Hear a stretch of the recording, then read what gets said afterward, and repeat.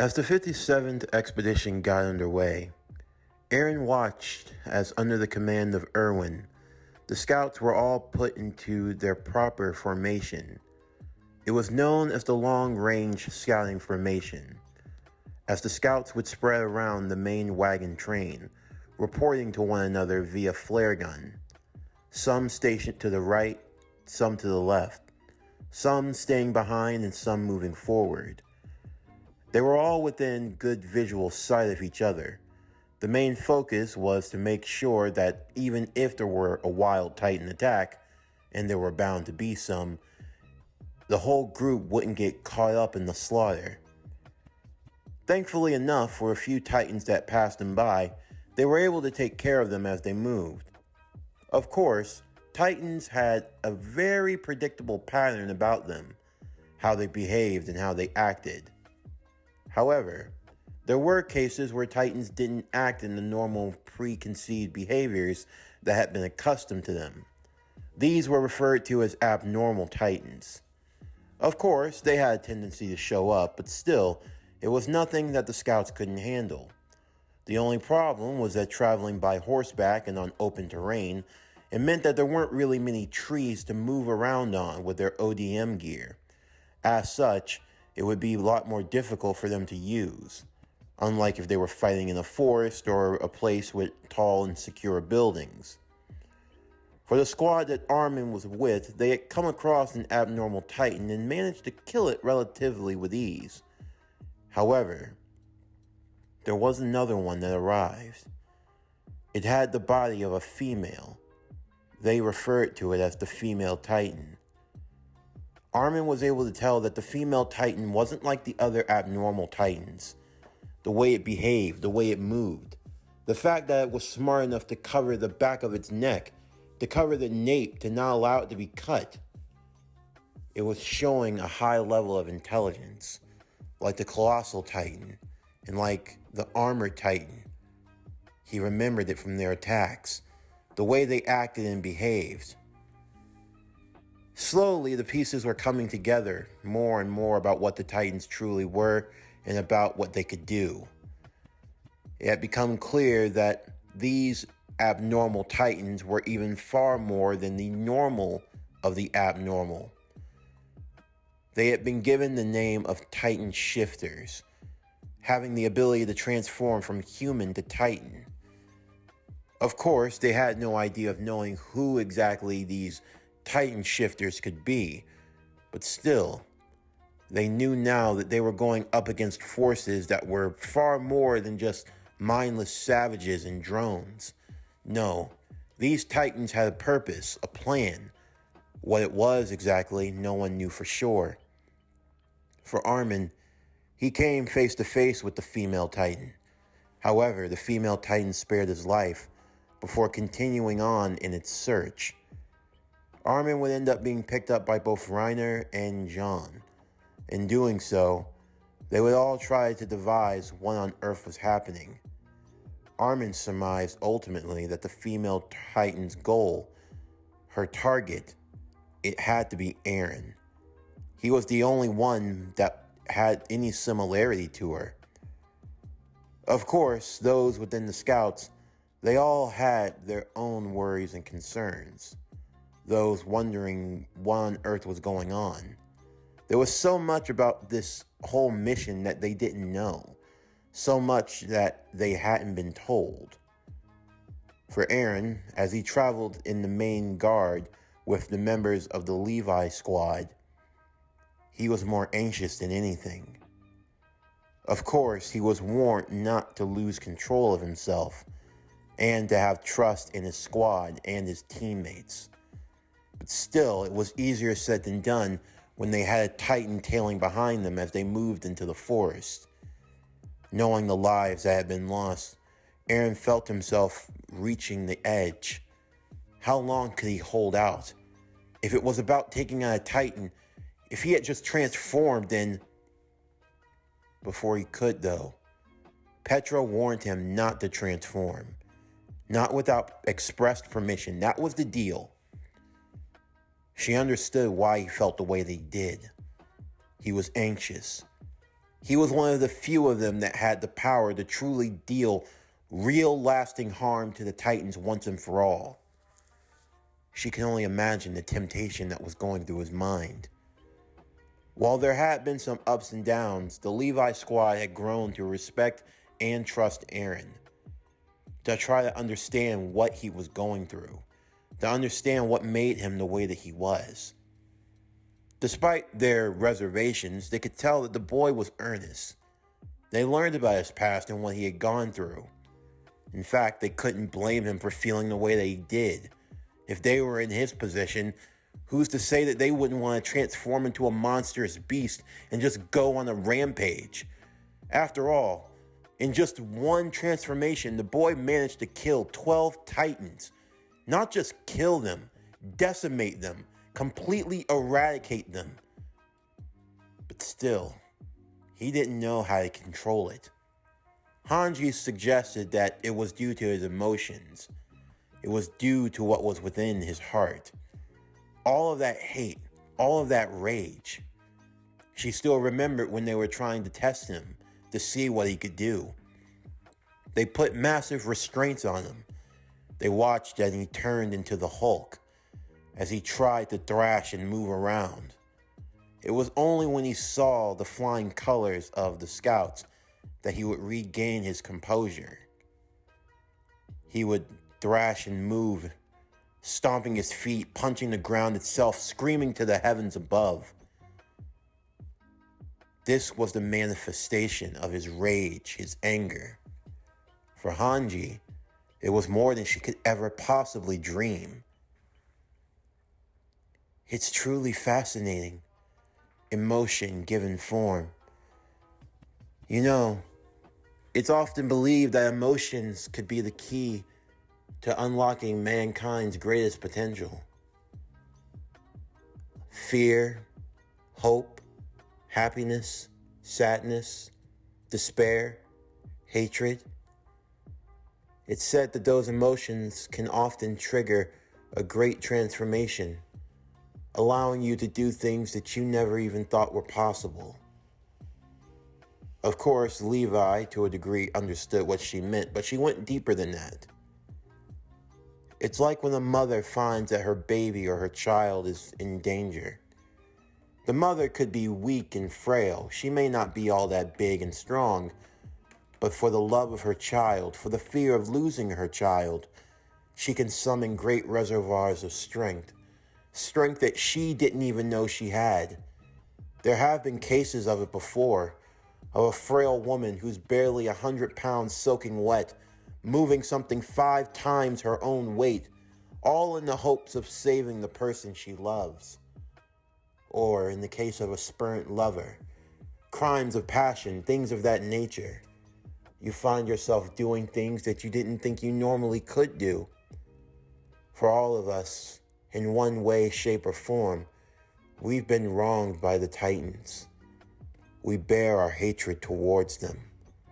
This boy, somehow, some way, his hatred was given a form. It manifested. It became more than just a dopamine or an adrenaline rush. No, it was given life. The Hulk is the embodiment of Eren's own hatred. His true feelings given manifested shape and size. It's truly a marvel. But at the same time, emotions cloud judgment. Any of them, all logic go out the window the moment you give in to your emotions. That's why he has no control. All he dreams about, all he thinks about, are killing the Titans. It's what's been in his heart for so long. It's hard enough to try to keep it as suppressed as he does. Of course, it still didn't excuse the fact that he still needed to learn control. He had to learn to control that hatred, to control that anger and rage, and to point it all in the right direction. As Levi would continue to lead his brigade, with the female Titan closing in on them, everyone was waiting for the right moment to strike. Levi would finally fire off a special flare, a noise round. That would give the signal. This operation wasn't just done by chance. It had a purpose of capturing a Titan.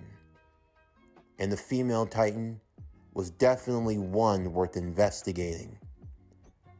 It was all thanks to the commands and the planning of Erwin Smith, setting up a trap in the forest ahead of time, restraints being shot into the beast left and right. The more it tried to restore itself, the more harder the restraints would pull in.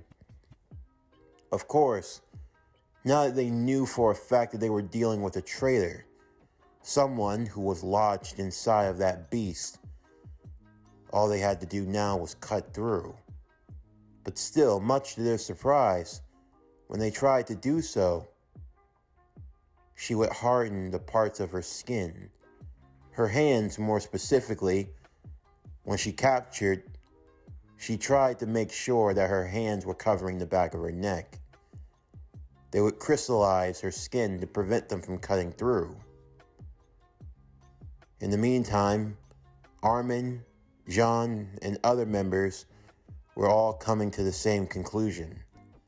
This whole operation was bait to try to draw out the mole within the military. And now it seemed like the plan had finally come to fruition.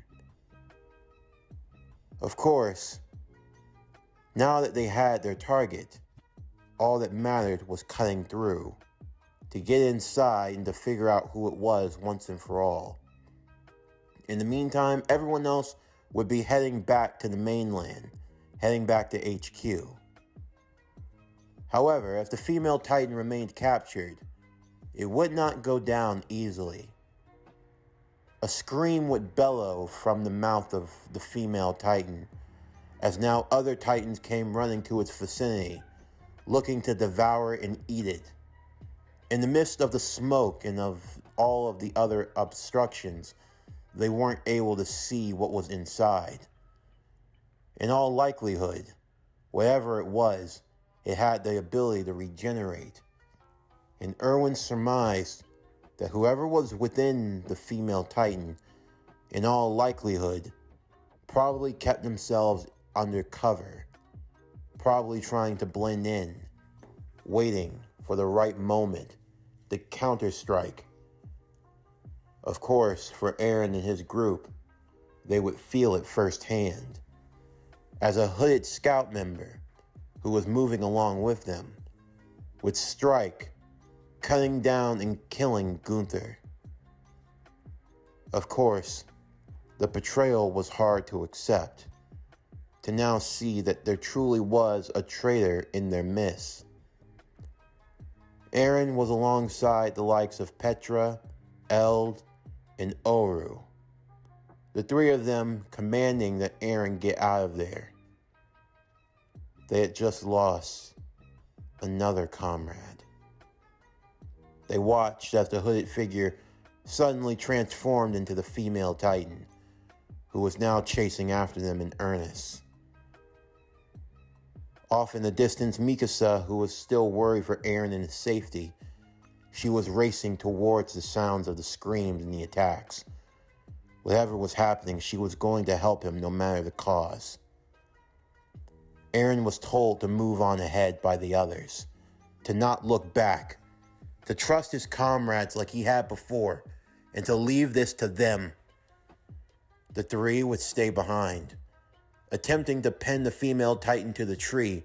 They were going to slash at her shoulder blades. If they couldn't cut her neck from the back, then they'd just do it from the front. They'd make her arms useless, and they'd take her out once and for all. They worked by cutting out her eyes so she couldn't see them coming. They cut at the tendons of the arms and the shoulder blades until they were rendered useless. For a brief moment, Eren was relieved. Relieved that he had put faith in his comrades and his friends, and to see that they were truly the best of the best. However, that victory was short-lived as the female Titan re-emerged. Eren stopped midway through. He could tell what was about to happen. There was no way. They couldn't do it the way they were now. Everything slowed down for Eren in that moment. Time standing still as he remembered 5 years ago. He remembered his mother, looking back and watching as he was being pulled away, watching as she fended for herself helplessly before she was killed. For Eren, every emotion ran through his body, and he found himself coming back to the same one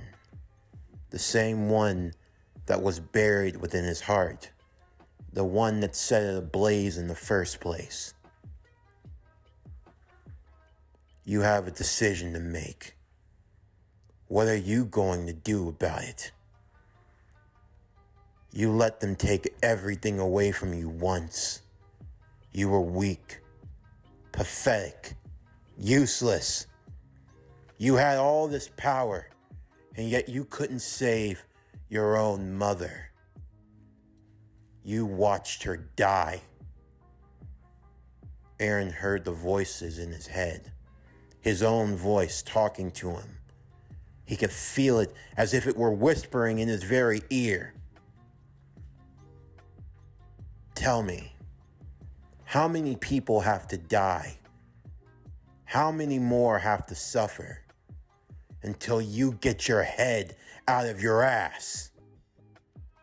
If you're fine with watching everyone pay, if you're fine with watching everyone die, then go ahead.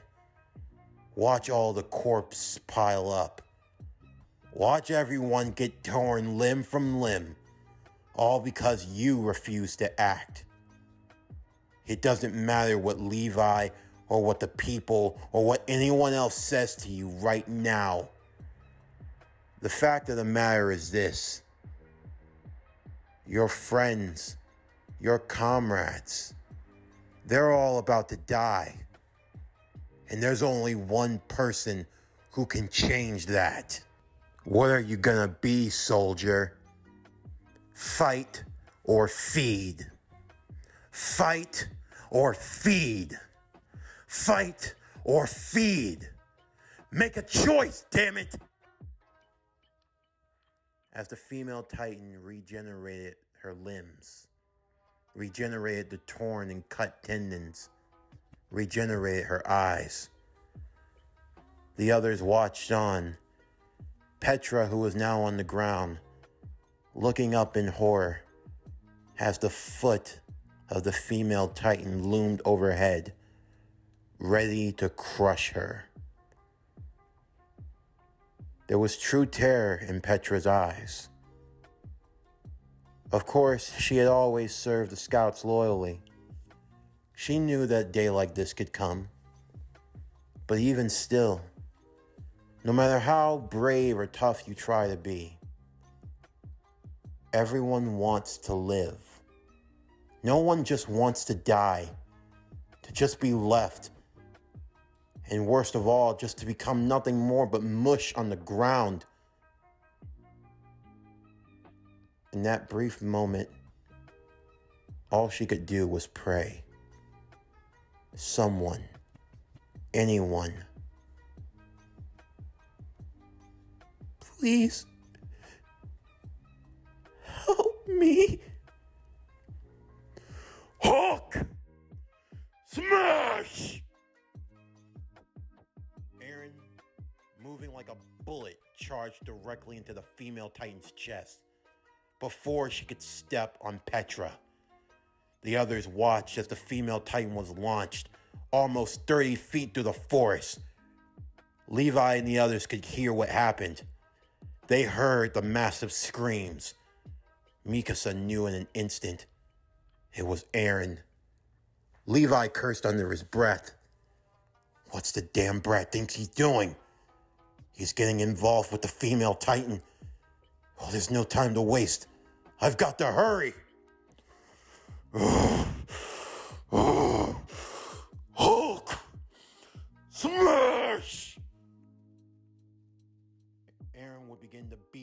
chest of the female Titan, plunging his fist, going on and on without stopping.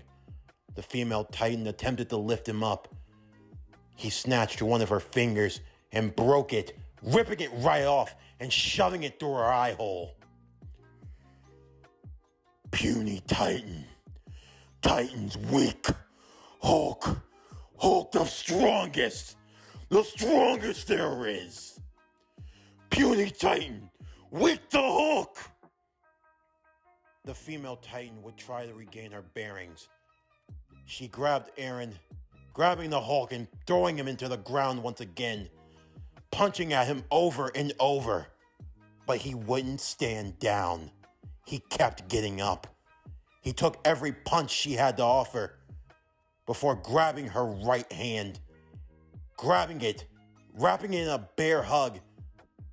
He lifted her up, slamming her repeatedly back and forth, over and over and over again until the arm was dislocated from the socket. The female Titan would kick Eren away back into the forest, kicking him through multiple trees. But still, all Eren knew in that moment, the only thing that mattered to him, was complete destruction. You took everything. You took everything from me. Never again! Eren yelled in the recesses of his mind. I won't be feed. I'm going to fight. I'll kill you. I'll kill every one of you damn Titans until there's no one left. I won't give up. Not now. Not ever. Wrapping back both of his hands, he would clap them both together, sending a massive shockwave, knocking the female Titan back off of her feet once more. By the time the other members of the scouts had gotten through, they saw Eren.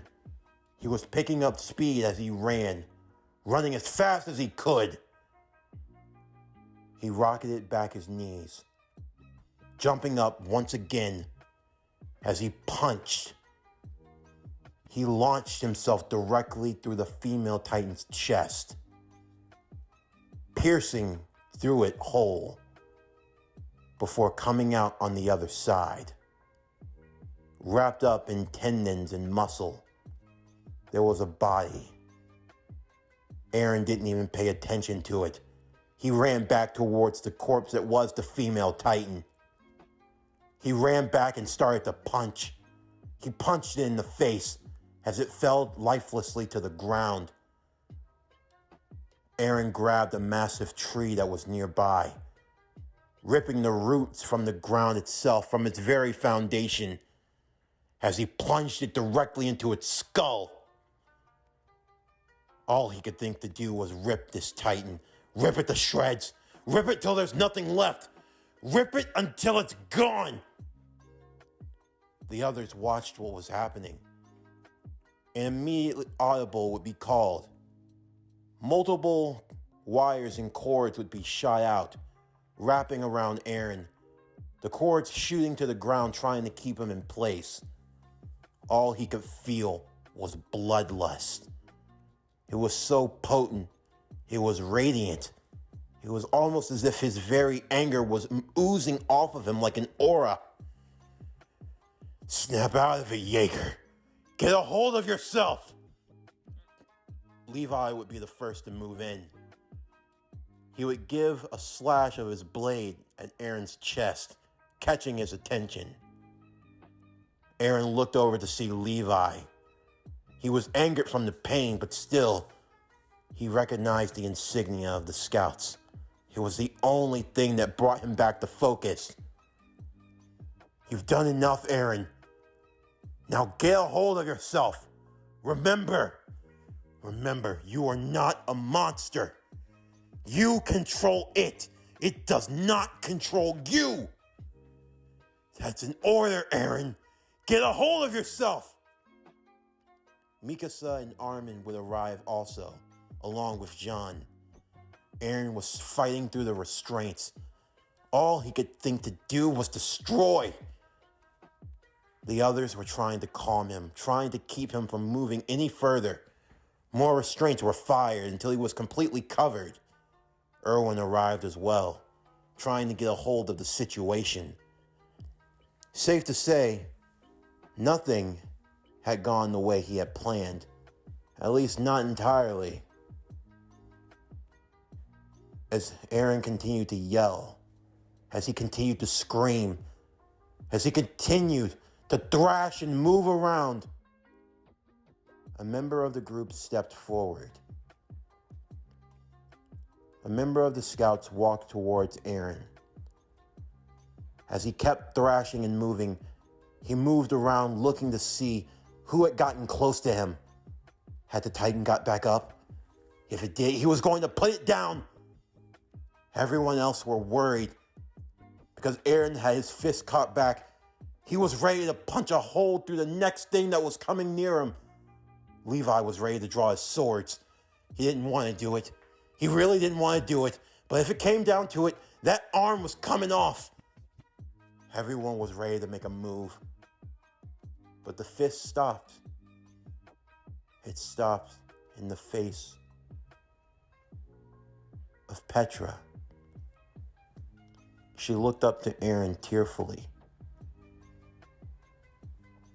The fist slowly recoiled as Petra reached her hand towards his. It's okay, Eren. I promise it's all right. You did a good job. A really good job. You don't have to fight anymore. So please, just let go, all right? It'll be okay.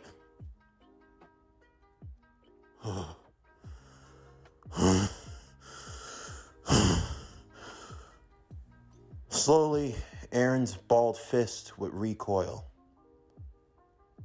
opening his hand as Petra laid hers in it. He slowly began to shrink, slowly decreasing in size, before finally returning back to normal. His clothes absolutely ripped to shreds, save for his pants, and even those were barely hanging on. He's all right, Armin would say. Yeah, but barely, John chimed in. Big, green, and almost buck-ass nude. But still, good job, you suicidal idiot. Covers would be brought to him immediately as the restraints would be cut off, Levi and Mikasa helping to get him free. In the meantime, Erwin had other matters to deal with. Because, as if through sheer coincidence, through luck, whatever you might have it, they found their mole. She was just barely conscious, but she couldn't do anything. There were swords drawn all around her neck. Erwin took a deep breath as he walked forward. In his eyes, the operation had been a complete success. It was touch and go. Some things definitely needed to be improved upon, but he got what he needed. Sir, what are your orders? Have all of our casualties brought together. Load the corpses onto the wagon, as many as you can recover. We're returning back to the Wall of Cinna. Have her put into restraints. If she so much as flinches, take her head off. But before that,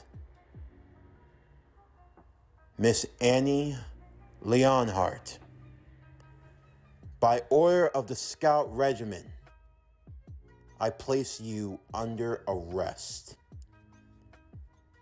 If you so much as even think about transforming, I will execute you. Do you understand me? This concludes Attack on Titan, War of the Titans. What if Eren Yeager was the Hulk? Season 1, Part 3.